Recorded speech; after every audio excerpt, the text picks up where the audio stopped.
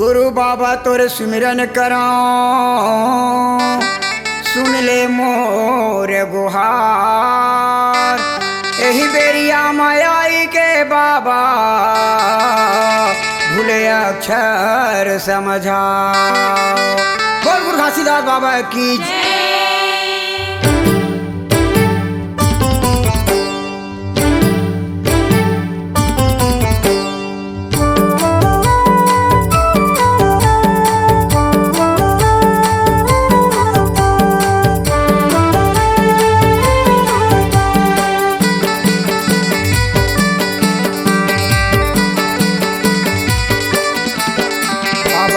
घासीदास मोला लागते पियास, अमृत गुण के पानी ले पिया दे।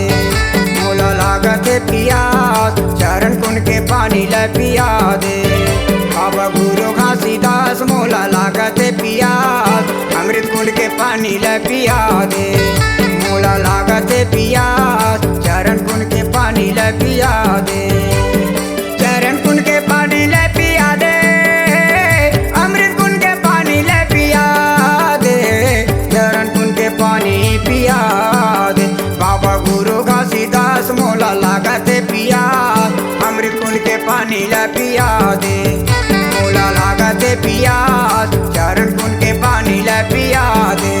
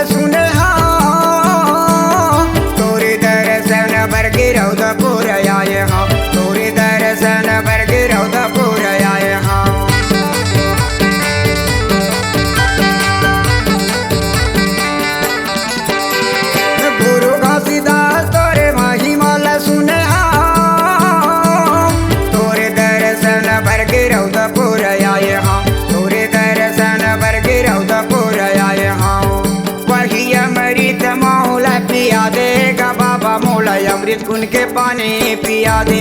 बाबा मोला चरण गुण के पानी पिया दे। बाबा गुरु घासीदास मोला लागते पियास, मोला अमृत गुण के पानी पिया दे। बाबा मोला चरण गुण के पानी ला पिया दे।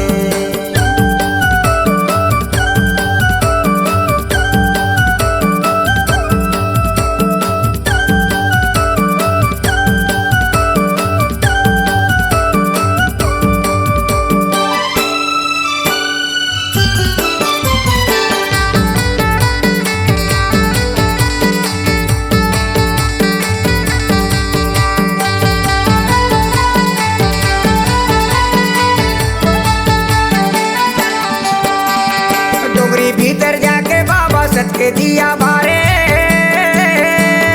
हाथ जोड़े आंखें मूंदे सत्य नाम जपे। हाथ जोड़े आंखें मूंदे सत्य नाम जपे।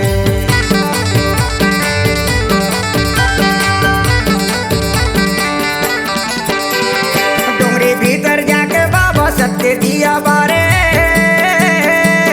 हाथ जोड़े आंखें मूंदे सत्य नाम जपे। हाथ जोड़े आंखें मूंदे सत्य नाम जपे। वही सता पूरा समारित ला देगा। बाबा मोला अमृत गुण के पानी पिया दे। तो बाबा मोला चरण गुण के पानी ला पिया दे। बाबा गुरु घासीदास मोला लागते पियास, मोला अमृत गुण के पानी ला पिया दे। तो बाबा मोला चरण गुण के पानी ला पिया दे।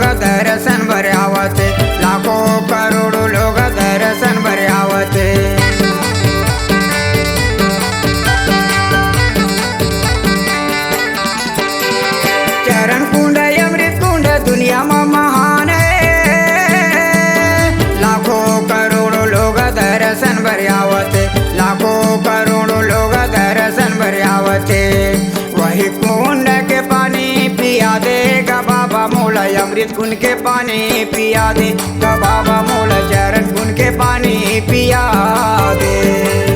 बाबा गुरु घासीदास मोला लागते पियास, मोला अमृत कुन के पानी ला पिया दे, तो बाबा मोला चरण कुन के पानी ला पिया दे। चरण कुन के पानी ला पिया दे, अमृत कुन के पानी ला पिया दे, चरण कुन के पानी पिया दे।